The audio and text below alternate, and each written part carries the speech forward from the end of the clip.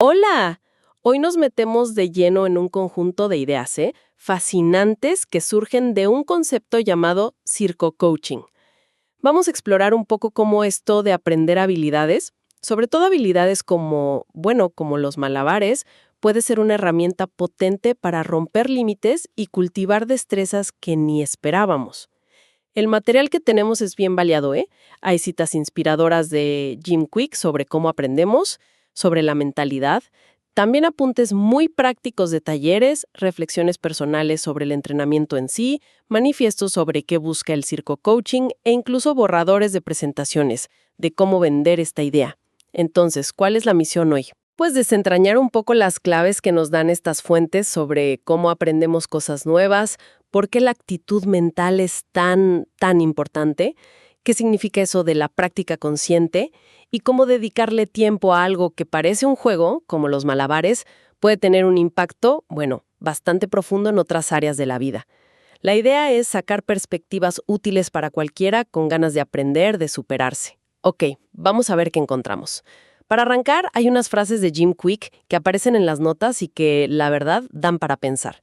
Dice, como haces cualquier cosa es como haces todo.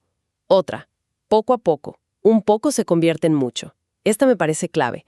No hay fracaso, solo hay retroalimentación. Y bueno, la práctica no hace la perfección, la práctica hace el progreso. Y una muy interna. Tu cerebro siempre está escuchando tu diálogo interno. Esas citas son un punto de partida excelente, sí, porque van directo al núcleo. Nuestra actitud, lo que nos decimos a nosotros mismos, eso define totalmente cómo encaramos un aprendizaje nuevo. Mencionaste la retroalimentación, y las notas hablan mucho de eso, de la torpeza inicial. Ajá. Lo interesante es cómo proponen mirarla distinto, ¿no? No como que no sirvo para esto, sino como, bueno, como el punto de partida natural, casi obligatorio. Incluso sugieren algo como agradecerle a esa torpeza, decirle gracias porque ahí empecé. ¡Qué buena idea esa! Sí, aceptar que equivocarse al principio es parte del proceso, que es inevitable. Parece que eso quita un montón de miedo para empezar algo que de entrada nos parece complicado o que no es para nosotros. Refuerza tu propósito, inspiras a otros y a ti misma. Te pruebas tu paciencia, tu resistencia. Exacto. Quizá descubres que tenías más de lo que pensabas. Justo. Y esta idea que vuelve y vuelve, te das cuenta de que tus limitaciones, las que percibías, muchas veces no son reales. Es como si cada cosita nueva que dominas derribara un muro invisible que uno mismo construyó. ¿Será esa la sensación central que busca Circo Coaching, según estos apuntes? Yo creo que sí, es una de las más importantes. Esa disolución de las barreras que nos ponemos nosotros mismos. Y eso nos lleva directo al cómo se logra, ¿no? Que es a través de lo que las notas llaman práctica deliberada. Práctica deliberada. ¿Suena intenso? Y lo es, en cierto modo. Porque aquí se pone interesante. No se trata solo de repetir por repetir, mecánicamente. De hecho, las notas lo dicen clarito. Es cualquier cosa menos repetir lo que ya sé hacer y cometer el mismo error. La clave, dicen, es la repetición con refinamiento. ¿Y eso qué significa en la práctica? Refinamiento. Pues, según el material, implica varias cosas. Primero, descomponer la habilidad en partes chiquitas.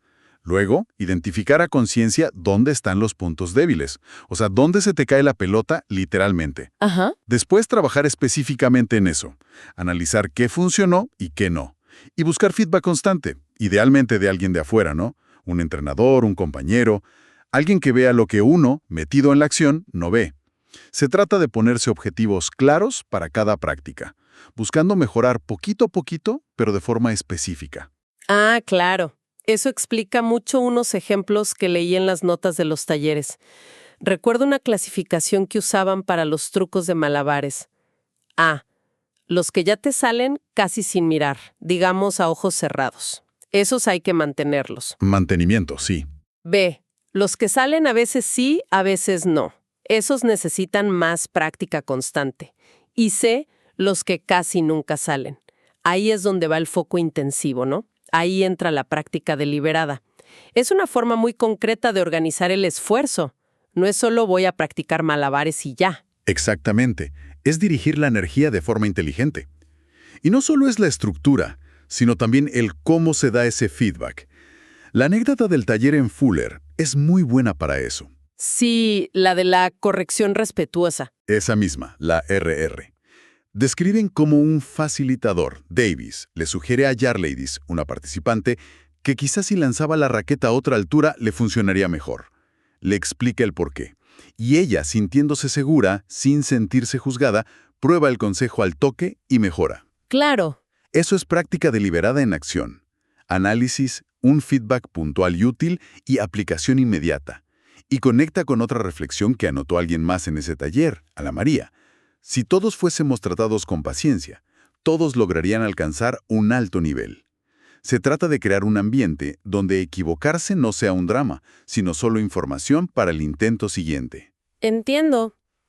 Y también eso de que en otro ejercicio reubicaron a una participante, Lucía, para que pudiera sumarse mejor a la dinámica en vez de quedarse trabada. O sea, adaptar la tarea o el entorno a la persona, no solo esperar que la persona se adapte sí o sí. Justo. Me recuerda a esa idea fuerte sobre la coordinación en malabares que aparece en las notas. Nadie se sube a un monociclo teniendo ya el equilibrio perfecto.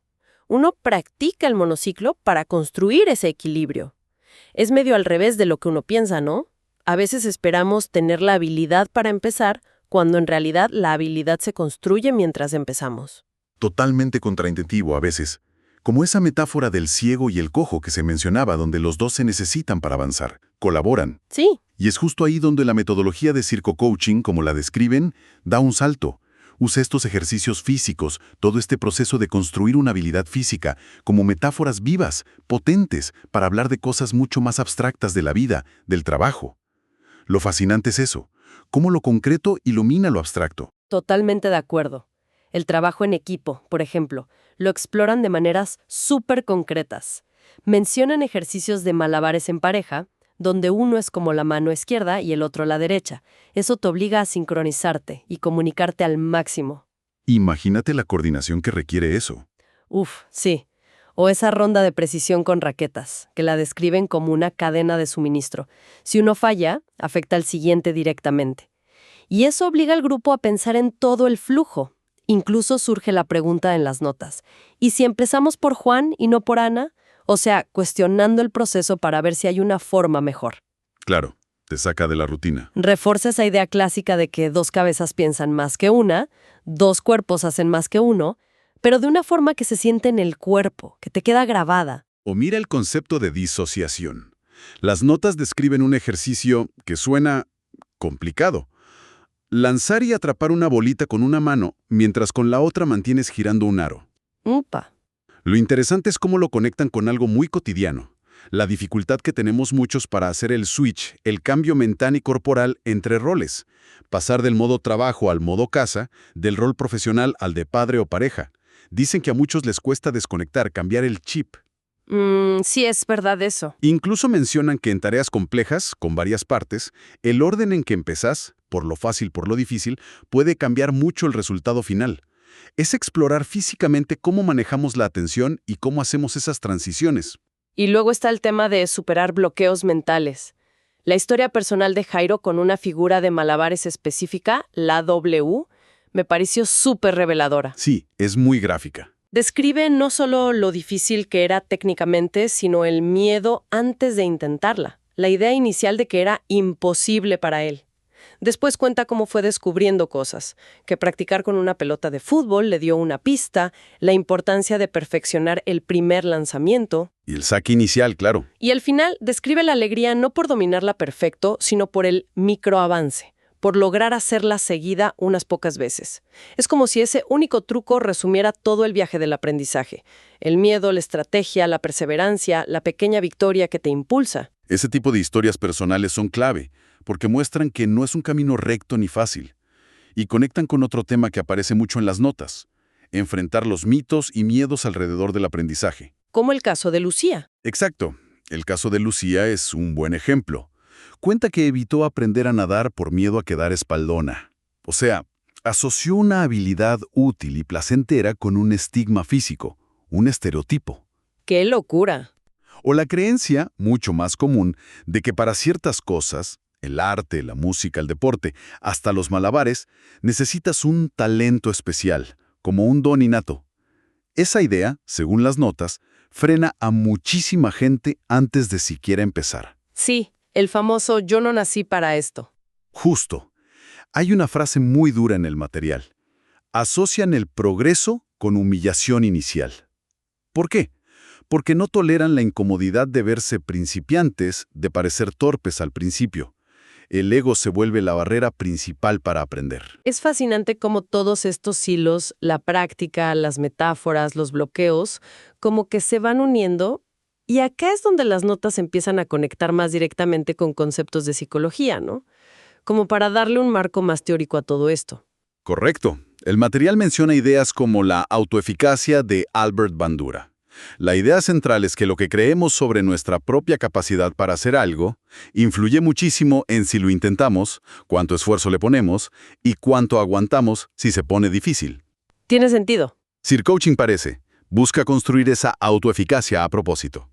Cuando alguien logra hacer algo que le parecía complicado, como mantener 3 pelotas en el aire un ratito, esa experiencia de lograrlo, aunque sea pequeña, se puede generalizar. Te permite ver otras tareas difíciles, en el trabajo, en la vida, más como desafíos que se pueden manejar, y no como amenazas que te superan. Y eso se cultiva con retos graduales, en un lugar seguro para equivocarse, dicen las notas. Exacto. Y eso se vincula directo con la mentalidad de crecimiento de Carol Dweck, otro concepto que mencionan, la creencia base de que nuestras habilidades no son fijas, de que se pueden desarrollar con esfuerzo y dedicación. Superar la imposibilidad de un truco de malabares sería como una prueba física de esa mentalidad en acción. Es como si el cuerpo le enseñara a la mente que sí se puede crecer. Exactamente. Y eso nos lleva a otra idea muy potente que está en las notas, el aprendizaje corporal o encarnado. Hay una frase muy visual. El aprendizaje real no entra por los oídos, entra por el cuerpo. Me gusta eso. Sintiéndola. Por eso, dicen, los talleres donde la gente hace, experimenta y saca sus propias conclusiones suelen ser mucho más potentes y duraderos que las charlas teóricas. Otra frase lo resume bien. Cuando lo que hiciste con las manos se queda en la cabeza. Tiene mucha lógica intuitiva. Es la diferencia entre leer cómo se nada y meterse al agua, ¿no? Y parece que no es solo una sensación, que hay una base neurológica real para esto. Así es, las notas hablan de la plasticidad cerebral, la capacidad del cerebro de cambiar, de formar nuevas conexiones neuronales toda la vida. Aprender una habilidad motora nueva y compleja como los malabares es un gran estímulo para esto. Citan un estudio, creo que de la Universidad de Regensburgo, que encontró un aumento medible de materia gris en áreas del cerebro ligadas a lo visual y motor en gente que practicó malabares un tiempo. Ojo, y las notas lo aclaran, esta ganancia no es para siempre, puede bajar si dejas de practicar. Es como un músculo, necesita ejercicio.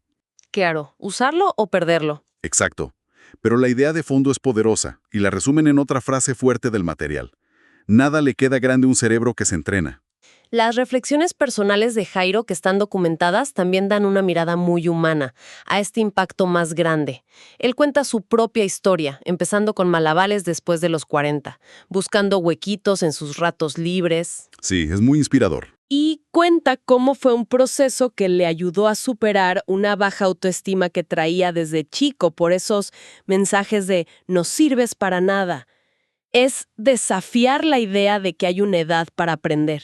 Incluso dice cómo impactó en sus hijos verlo a él, a su papá, enfrentando y superando algo visiblemente difícil. Se vuelve un ejemplo de que siempre se puede aprender. Y hay un punto que él recalca y que me parece súper valioso y medio va contra la corriente hoy en día. La importancia de mostrar todo el proceso, con lo difícil que fue, no solo el resultado final perfecto. Mostrar el detrás de escena. Exacto. Él cuenta cuánto le costó aprender ciertos trucos. ¿Y por qué? Porque dice que eso humaniza el acto y desarma la comparación. Si solo ves el éxito es fácil pensar yo nunca podría. Pero si conoces el esfuerzo, las caídas, la frustración que hubo detrás, te identificas más. Entiendes que el esfuerzo es parte clave, no algo para esconder. Totalmente. Va contra esa cultura de la perfección instantánea que se ve tanto. Tal cual. Y me gustó mucho también la metáfora final que usa Jairo, que parece inspirada en una reflexión de Brian Dyson, el ex CEO de Coca-Cola. Habla de hacer malabares con las pelotas de la vida. Trabajo, familia, salud, amigos, espíritu. La clásica metáfora de las pelotas. Sí, pero le añade una capa más. A veces tenemos que hacer estos malabares en un terreno inestable y lo representa subiéndose a una tabla de equilibrio. Y además, las pelotas no son todas iguales. Tienen distinto tamaño, peso, material. Algunas, como el trabajo, quizás son de goma y rebotan si se caen. Otras, como la familia o la salud, pueden ser de cristal. Uf, qué imagen potente. Sí, refleja muy bien la complejidad real de manejar prioridades y buscar equilibrio en la vida. Si juntamos todos estos elementos, la mentalidad, la práctica deliberada, las metáforas que nacen del cuerpo, la psicología que hay detrás, las historias personales, el cuadro que pinta Cirque Coaching, según estas fuentes, es mucho más que enseñar trucos de circo, ¿eh? Se ve como una plataforma para experimentar cómo aprendemos, cómo nos enfrentamos a nuestras propias barreras, el miedo, el ego, las creencias que nos limitan y, sobre todo, cómo podemos llevar las lecciones aprendidas en el desafío físico y concreto de los malabares a los desafíos más abstractos y complejos de cualquier otra área de la vida. Entonces, resumiendo un poco esta inmersión en el material de Cirque Coaching, ¿cuál sería el gran mensaje? Parece que la idea central es que meterse a aprender una habilidad desafiante y tangible, como los malabares, da beneficios que van mucho más allá de saber hacer el truco. Es como un gimnasio para la mente y el espíritu. Cultivas resiliencia al levantar la pelota 1,000 veces, entrenas el foco, fomentas activamente una mentalidad de crecimiento al ver que sí puedes progresar donde antes veías imposible y, quizá lo más importante, te hace consciente de un potencial para aprender y adaptarse que muchas veces ni sabemos que tenemos. Es, como decías, una metáfora viva, activa, de cómo podemos enfrentar retos complejos. Entonces, ¿qué significa todo esto en el fondo? Quizás la clave esté en algo que también mencionan las notas, los enemigos del aprendizaje. Nombran varios, como no poder admitir no sé, o ese miedo que te paraliza a parecer torpe al inicio. Pero destacan uno que consideran especialmente peligroso, tanto para las personas como para las organizaciones: la mediocridad. La mediocridad fuerte. Sí, y nos deja con una reflexión final interesante. Quizás el obstáculo más grande para nuestro crecimiento, para aprender, no sea lo difícil que es objetivamente la habilidad nueva o el conocimiento que queremos. Tal vez el verdadero desafío está en esa voz interna, esa resistencia callada, esa tendencia a la mediocridad, entendida no como falta de talento, sino como conformismo, ¿no?